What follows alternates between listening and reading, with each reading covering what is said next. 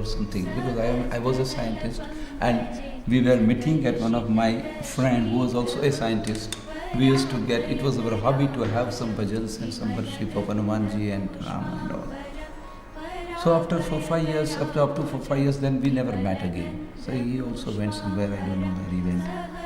Because his whereabouts I was not knowing, but I was knowing that he had a diksha from Shaktipata Diksha of Dhyana Yogi Madhusudan Das ji.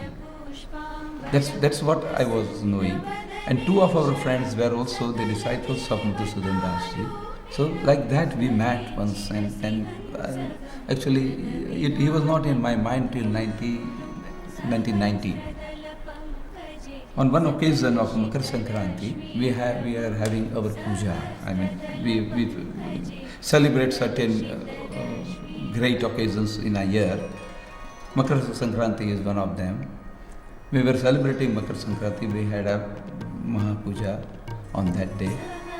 Many of our Guru Bhais and disciples were gathered. And then one of our close friends, who was again a disciple of Madhusudan Das, he came along with Jairam Das. We were discussing many things about Sri Vidya. While discussing, my friend told that Ravindra Bhai, he wants something from you. I said, come on, what you want from me? That was the first occasion of Sri Vidya when we attended together. He said, I want to have Sri Vidya Diksha. I said, see, I don't mind giving you the Diksha, yes. But there is a protocol. You have to first go to your Guru Madhusudan, who was living at that time. You have to ask the permission of him, and then you tell me. So he went the next day to Madhusudan Das. He asked the permission. Madhusudan Das said, yes, you can go for Sri Vidya. You cannot go for, say, other lower sort of, or some cultism, you cannot go. But you can go, very well go for Sri Vidya, because it is at the top of everything. Okay, he came, so the next week he came. He said, my Guru has already permitted me that I can take Diksha from you. Then I said that, then you keep it up, your spirit, your quest for Sri Vidya, and come again someday. I will see what I can give you. I did not give him any Diksha for 2 years. He was in contact. He used to phone me. Whenever he is in Ahmedabad, he used to come to our place. Then after 2 years, I gave him the first Diksha of Sri Vidya. I wanted to see that what is his sincerity. Actually, he didn't have the concept clear when he came to me.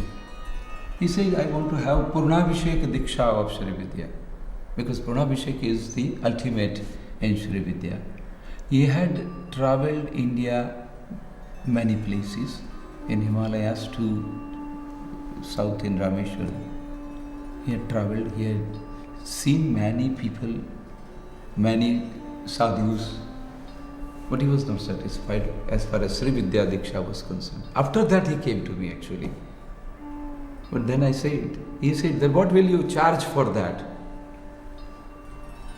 So that the first I scolded him, that if you want to, you have come to purchase something, that I am not a seller of anything, you can go to anybody else. I told him.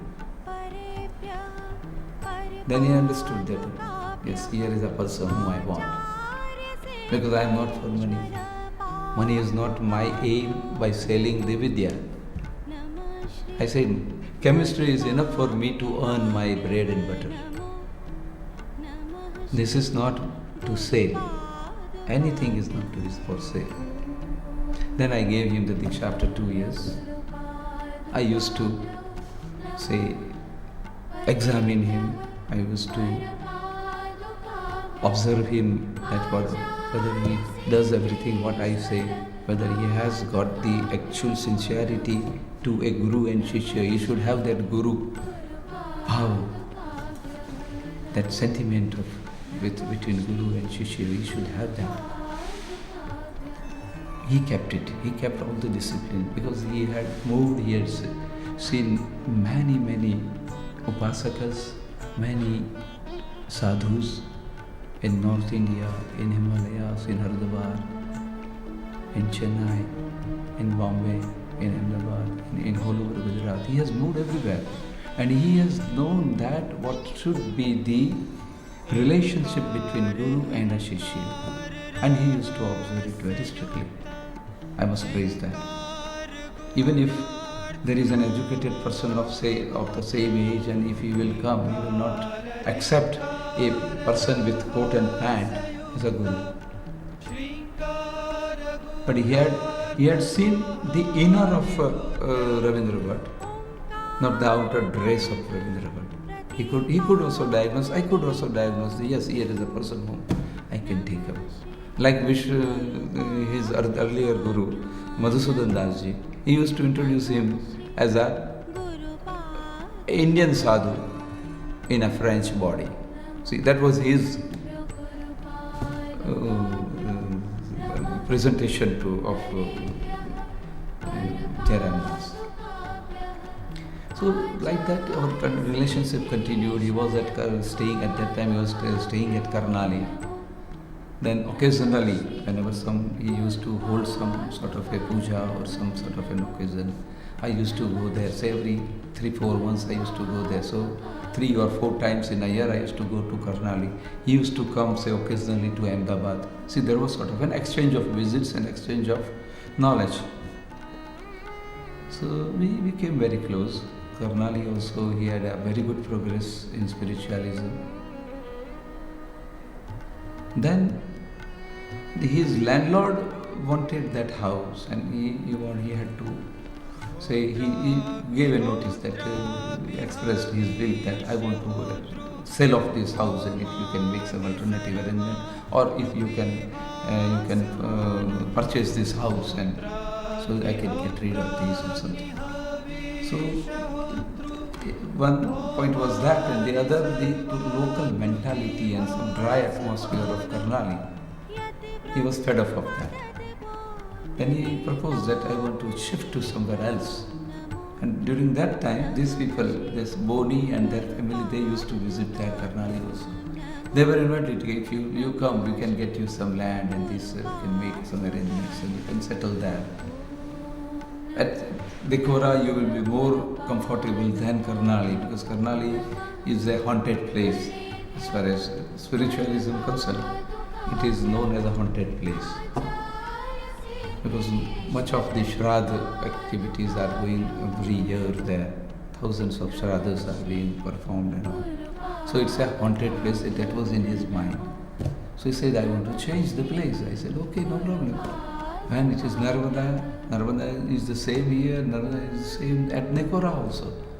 So we'll find a place. We went to Nikora. We had visit to many lands, and we selected this land for his ashram. And then it was a bare land having a couple of imli trees and all. Then we claimed the land. We got it. We got his ashram constructed, everything. But during all the time, his sincerity to what he wants to learn, I mean his quest, his thirst was really very good. And his discipline was exemplary. See, he will not hesitate even if I am in my coat pant in a society where all sorts of people are there, but he will always come and he will bow down. He will never hesitate that I should not bow down. I am a sadhu. See, in our Sanskriti, one thing is that if he is not my disciple, I will go and I will bow down to him, because he is wearing saffron colored clothes.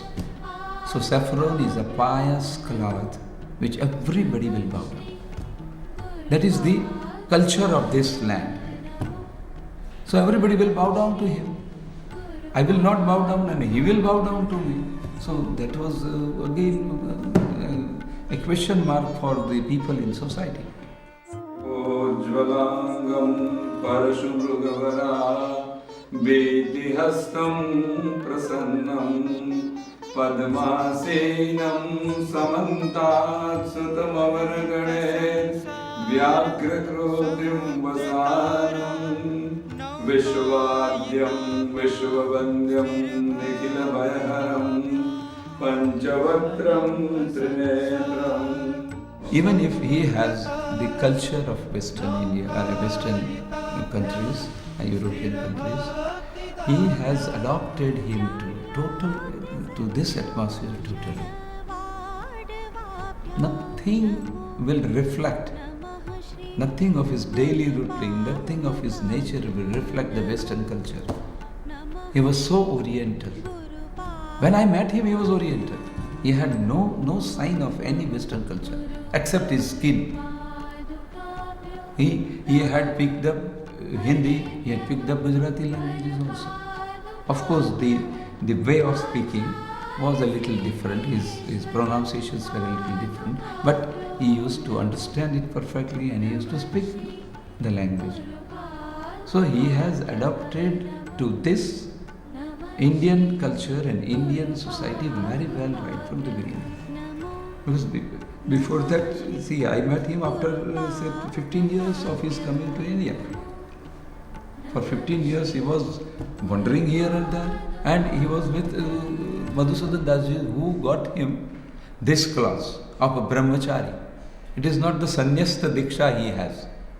See, there is a difference. Brahmacharya diksha and sannyasta diksha, these are the two different things. Brahmachari can be a grahasti any time. There are no bondages for him. For a sannyasi, once he has got the sannyasta diksha, he cannot go to the family again. So, as a brahmachari, he can live as far as he can be a brahmachari for lifelong. Or if he wants to marry, we allow him to marry, no problem. As far as Sri Vidya is concerned, we have no problem if he gets married. Because only brahmachari can do worship Sri Vidya. It is not that. Sri Vidya is only for mainly for the married people. Grahasthis, couples, who can understand it better, who can digest it better. So, he can, if he wants, he can. He can get married even. He can have a companion even. But see, his mental breeding to this culture is so strong that he has never diverted to it. He has remained brahmachari. He has gone to Purnabhishek level of his diksha. Normally, if he had been Hindu or he had been of this land and his perceptions are good, normally we take 6 to 8 years for Purnabhishek. As he crosses each and every stage, we give him further diksha. So it takes about 6 to 8 years. I have stretched him to 12 years. He has never lost his patience to get to that level. He was sticking to his goal that yes, first I want to be the Purnabhishek. Vande Bhakta Janashrayam Chavaradam Vande Shivam Shankaram Shantam Padmasanastam Shashidhara Mukudam Panchavaktra Trinetram Shulam Vajram Chakadagam Parashumabhayadam. As far as his personal progress and his level of progress is concerned, it is rare in our society. I have taken many upasakas, many worshippers and many sadhakas to his place. While seeing his puja, while seeing his treasure of books, people are impressed. It is not that he has kept only the books and he is doing puja. He has gone into depth of the subject. All aspects of Shri Vidya he has been thorough. Not only Shri Vidya, because he had the diksha of the Shaktipata Dhyana Yoga. He is again master of that, and being one of the senior-most disciple of Madhusudana Dasji, he has got mastery of Dhyana Yoga also.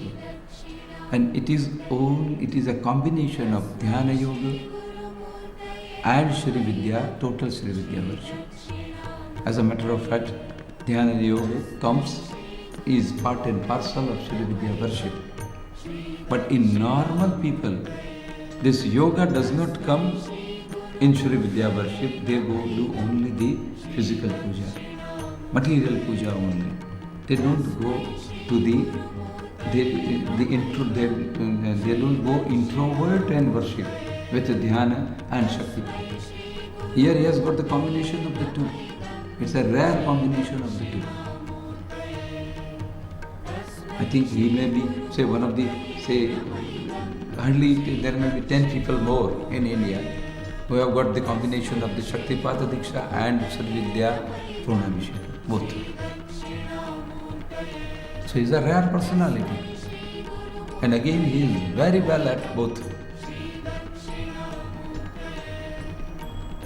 Now we have to see if he agrees, he should impart his knowledge to the people at large. In India, even if he wishes, he can go outside India. He can do many things. That is his capacity. Thank you. We have everything we want.